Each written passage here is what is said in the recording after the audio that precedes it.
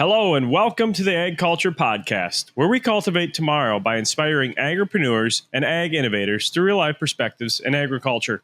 I'm Paul Windemuller, your host on this journey of exploration and growth. On today's episode, I'm doing a recap of a week I spent in Saskatchewan at the International Farm Management Association Congress. And this was the first week of my personal travels for my Nuffield Scholarship. Now, if you don't know anything about my Nuffield Scholarship, go back into some of the previous episodes where I explained that. The episode on AI, I believe it's episode 11 or 12. That will tell you a little bit more about what I'm doing for the Nuffield Scholars Program.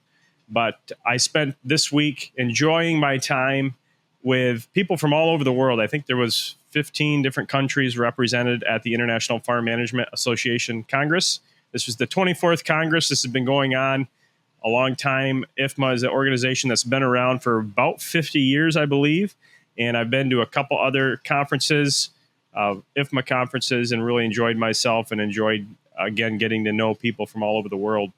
So we all converged on Saskatoon, Saskatchewan. That's easy enough to say, right?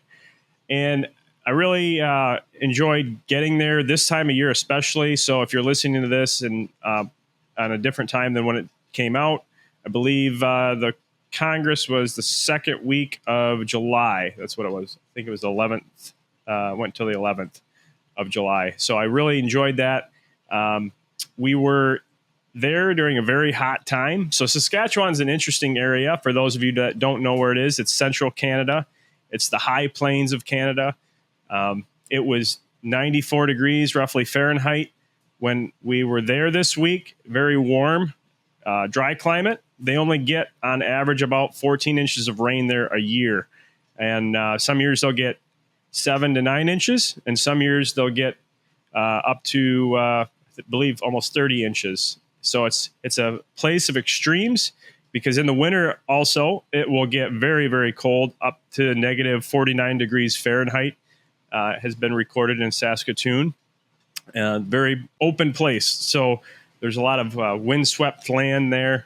And it's a place of extremes. And one of the themes, I guess the main theme of the Congress this year was resiliency. And as you can see, anyone that farms in an area of that big of extremes has to be a pretty resilient farmer. So that was what we focused on for the Congress. I'm going to go through some of the things that I learned while I was there, some of the things that I saw. So just listen and enjoy this episode. So I hope you can take away a few nuggets from the things that I learned this week at the IFMA conference.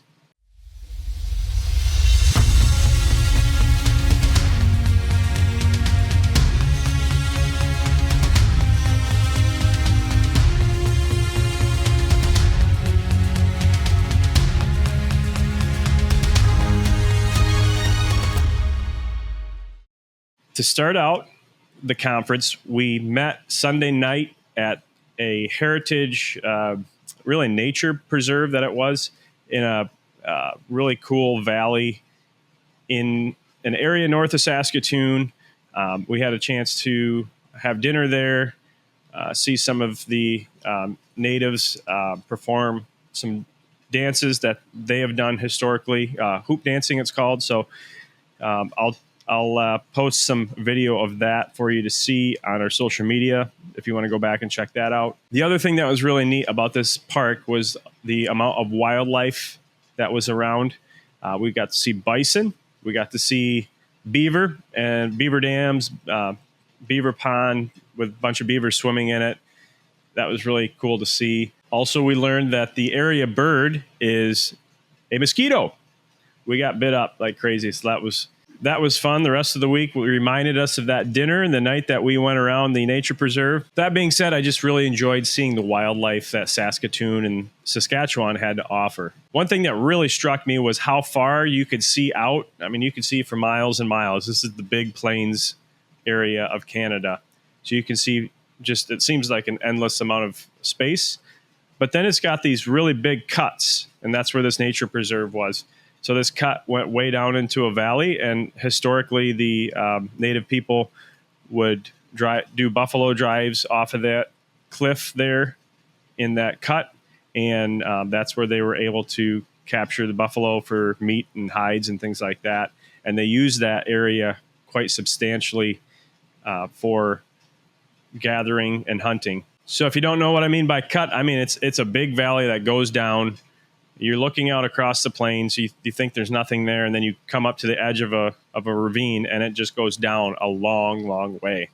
And that was really interesting to see how that had been preserved in that park, and what it was like probably several hundred years ago before the European settlers came to that area. So one of the big points about the conference, again, was resiliency. And we learned not only about the resiliency of the farmers in the area, but we started out by learning about the people that were there before the European settlers. That was what Canadians call First Nations people. And we got to learn how they gathered, how they hunted, and how they even farmed that area, and kind of some of the history of the land being taken from them, and some of the struggles and challenges that faced them because of poor policy that was against them back at the turn of the 20th century, the 19th to 20th century, and some of the things that they're doing now to try to survive as a nation within a nation, and some of the things that they're doing that has worked and that's allowing them to thrive. So we spent a couple of different sessions talking about that and how that can be replicated in other nations, and also how we can learn lessons from that about being resilient through challenges that face us. So I have somebody that's going to probably come on the podcast, hopefully in the next couple of months, another fellow Nuffield scholar. She said she would be on here to talk about more of the First Nations history and challenges of Canada. She's from that area of Canada. And instead of me just talking about it here, I thought that would be a really interesting episode for somebody that's firsthand experienced that and their family. So look for that in the coming months. I'm really excited to have her on here. She's a wealth of knowledge. All right, so moving on, I had the opportunity to go on some field tours. So one day I spent going to visit cropping farms. We were able to start out that cropping tour at the Ag in Motion, which is a very large farm show for Central Canada. It's become very popular over the last few years, and it's just north of Saskatchewan. So we started out there. They were still setting up. It was not open, but we got a sneak peek of it from kind of behind the scenes from the few people that are in charge of running that organization, and got to see the equipment being set up and really look at the grain handling systems and farm equipment that's used for farming out on the high plains of Canada. Then after that, we had the opportunity to visit a really cool farm. I believe it's called Walker Farms. And we got taken around the farm by the current farm owner. It's been in their family for a while. And they farm, I believe it was 10,000 acres of crops.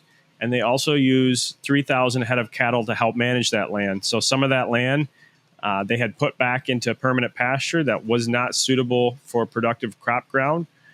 So that is the reason that they have cattle. They want to utilize the land that they own and farm as best as possible. So they're using the cattle to do that. And they're also using the cattle to help bring up the fertility levels in the soils. They do all winter grazing. None of their cattle are in barns. Yes, even in negative, almost 50-degree temperatures, none of their cattle go in a shed at all throughout the entire year. So they do all the calving outside. All of the animals are raised for their entire life outside. It's a cow-calf operation, so they'll have 3,000 mama cows with their calves. Again, I did take some video and pictures of this farm, so if you're interested in seeing that, check out our social media. One thing that I got to see, I don't really see much around in Michigan, are some of the crops that are grown on the high plains. I mean, we have wheat in my area of Michigan, but we don't really have much canola, which is really the staple crop of the high plains. Everywhere you go when you're flying in, we saw yellow blossoms of canola. It was beautiful to see, something that we don't see in Michigan. So we had that. We looked at lentils. We looked at peas. We looked at flax. And we looked at something that was catching on in this farm, which was companion cropping. So they had, I believe it was flax and lentils that they were growing together. And this is a concept that I think is really neat. Hopefully technology can help us utilize this more. So they planted flax and lentils together. Lentils have a tendency to lodge really easily. And when they lodge right before harvest, it's really hard to harvest the crop. And it also is very disease prone. And the flax that they planted along with the lentils help to hold that up. It grows more straight. It helps hold those lentils up.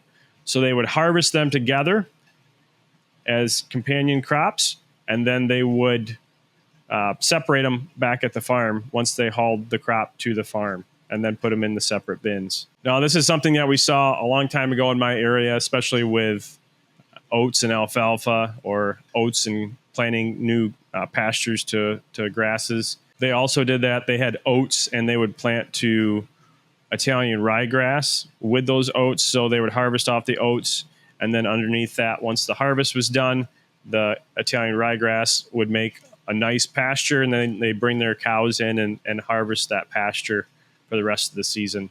Now, they also utilized their straw. They had interesting ways of doing that, where they gathered the straw up without even really baling it and putting that in different spots throughout the field, and that's what the cows would bed on and winter graze on. And they also talked about how they managed the farm in the wintertime with no water for the cows, but utilizing snow and managing the pastures to be able to utilize the snow for a water source for the cattle, and how effective that was. Also on this cropping tour, we talked about the drastic changes from going from 4 years of drought into having 3 years of heavy rain where they could barely get the crops planted, and then having them get drowned out, and how that kind of changed how they were going to manage their farm, and having more crop diversity to help really mitigate risk. That was one of the ways that they mitigated risk to be more resilient for the future. And we also talked a lot about crop insurance. That was something that was present up there that is accessible to farmers. And we had a good discussion of the pros and cons of crop insurance, and how that's really shaped agriculture, especially on big commodity crops like you'd see with canola or wheat, or in the U.S., corn, soybeans. So that was a really interesting discussion. I enjoyed. Another thing that we might get more into in another upcoming episode. So on one of the other days, I participated in the dairy farm tours, and I really enjoyed that. We went to see the Rayner Dairy Farm Research Farm at the University of Saskatchewan. We started out there. We were able to see some of the things that they were doing there, research-wise, both with robot facility and a parlor facility. And then from there, we went to a couple of quite progressive dairy farms around the Saskatoon area. Now, interesting thing, I did not know this in Canada, in Saskatchewan. There's only one main dairy processor in the entire province of Saskatchewan, and that was in Saskatoon. It was a Saputo plant. So all of the farms all of the major commercial dairy farms that weren't producing it for their own use were shipping to that Saputo plant. Now, we had a great discussion at all of these farms around the quota system in Canada. Now, the quota system is a national program that is divided up into the regions of each province. So each province has different quotas, different price levels for quotas to help manage supply throughout Canada on dairy products and dairy production from the farms.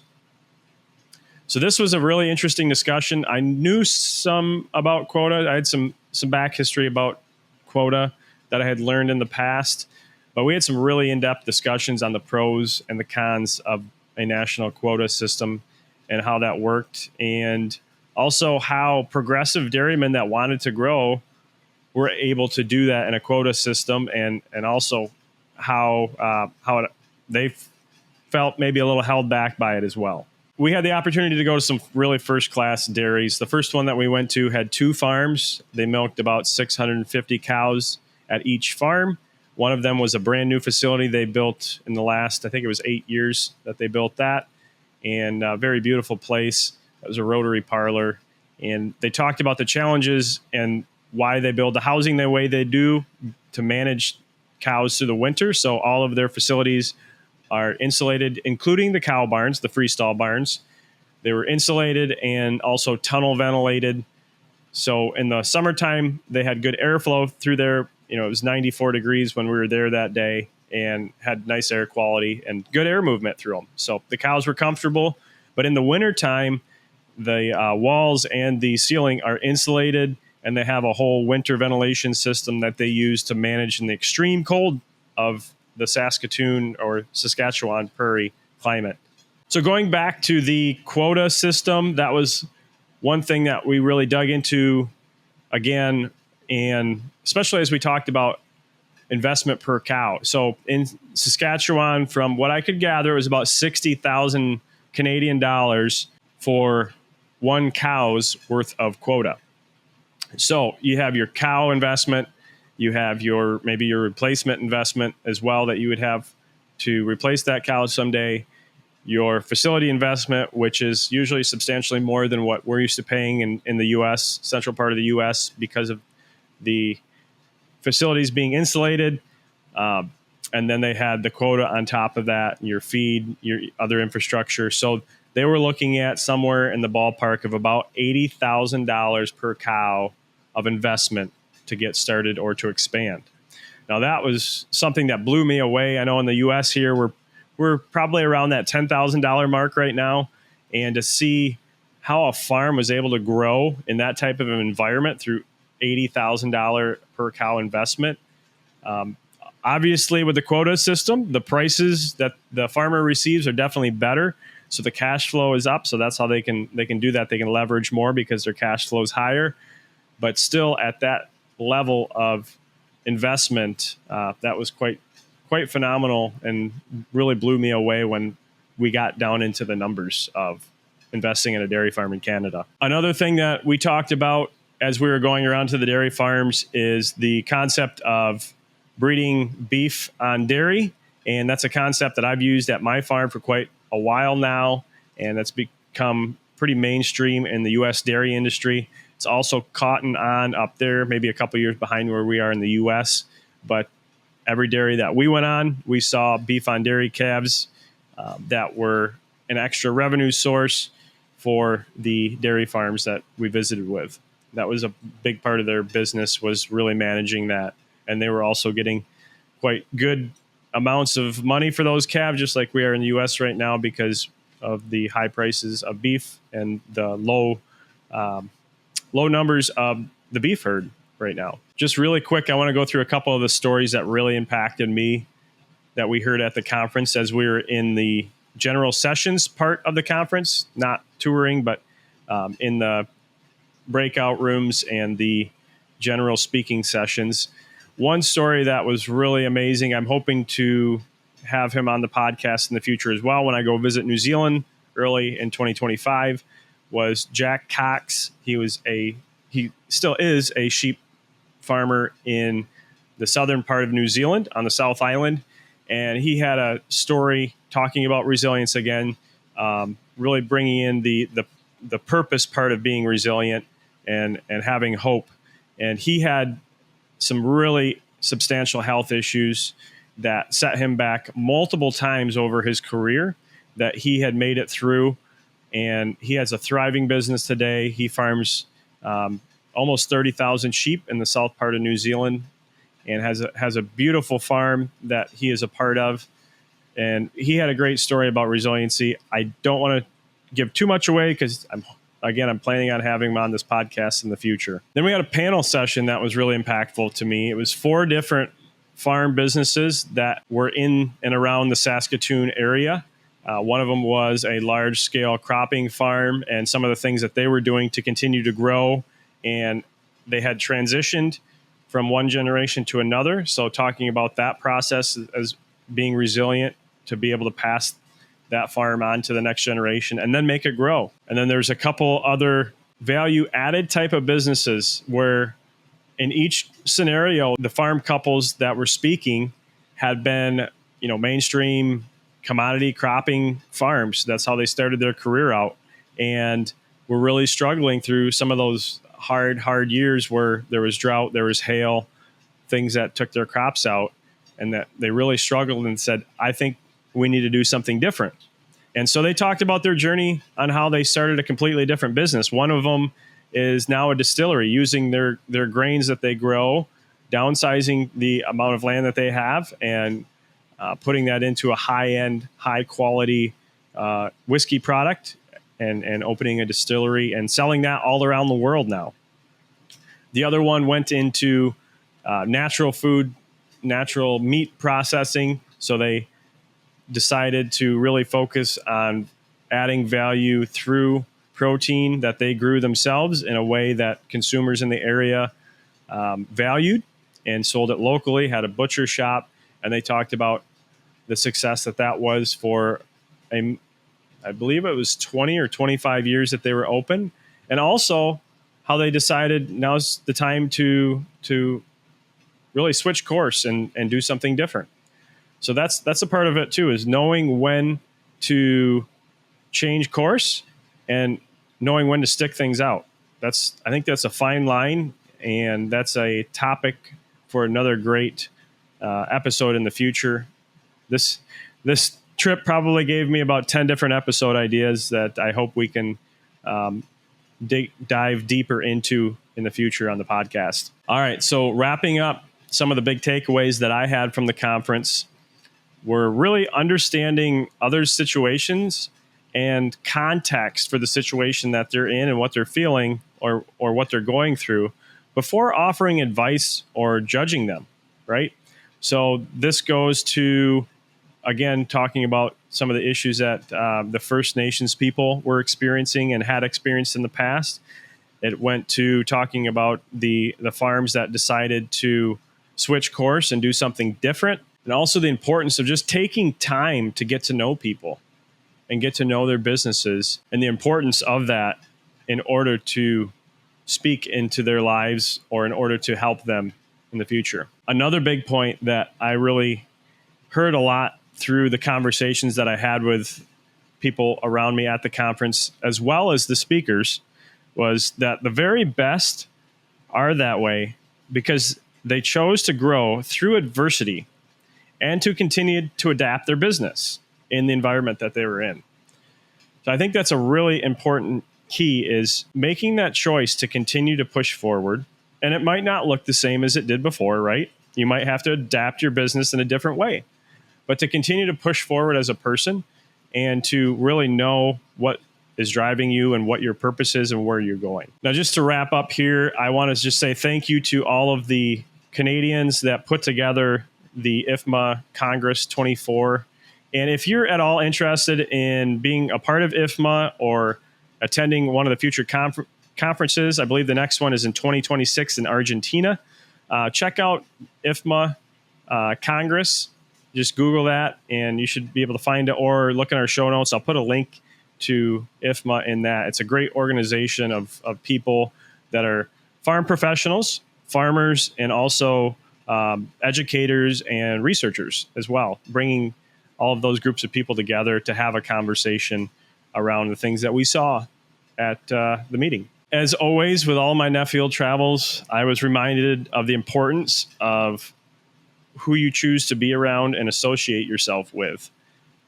I had the opportunity to see and spend some time with who I call my New Zealand parents. They've been mentors to my wife and I for, I believe, 16 years now. They live in New Zealand. I got to see them, spend some time with them, really enjoyed that.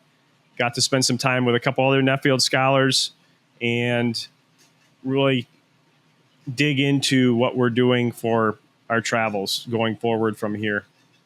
Now, I've got great relationships with many, many farmers and ag professionals that I met at the conference that I will be visiting as I do the rest of my travels for Nuffield. So as I said when I first started the podcast here, this is the first week of personal travel for Nuffield that I've had.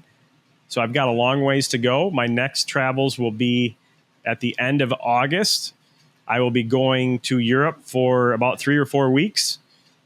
And then I will be doing some of this type of follow-up conversation So if you enjoy this, please let me know. Drop us a note either on social media or shoot me an email. That would be great. I would love to have some feedback on if you enjoy these episodes. Also, check out our social media, YouTube, Facebook, Instagram, LinkedIn. We are on pretty much every main social media platform. Not only do we post clips from our previous episodes on these, but we also will be posting pictures and videos and wrap-up posts of the different places that I'm visiting on my tours. So if you enjoy seeing that stuff and learning along with me, please check those out. Again, we'll have some of that stuff in our show notes here that you can click on and link up with. Also subscribe. And we encourage you definitely to subscribe to our YouTube channel. I think that is probably where you're going to get the most value, where you're going to see not only the full-length podcast, but you'll see clips of nuggets that we took from the podcast and videos of my travels. So click subscribe to that. We'd really appreciate it. Also, any ratings and reviews that you'd give us, that would be great. And again, I just want to say how much I enjoyed my time in Saskatchewan. It was a beautiful place. I was not expecting it to be as beautiful as it was, with the vast amount of land that you could see, and then the big cuts of streams and rivers with the wildlife in it. It was quite spectacular. So if you get the chance, I encourage you to check out Saskatchewan. And until next week, I'm Paul Windemuller, and this has been the AgCulture Podcast.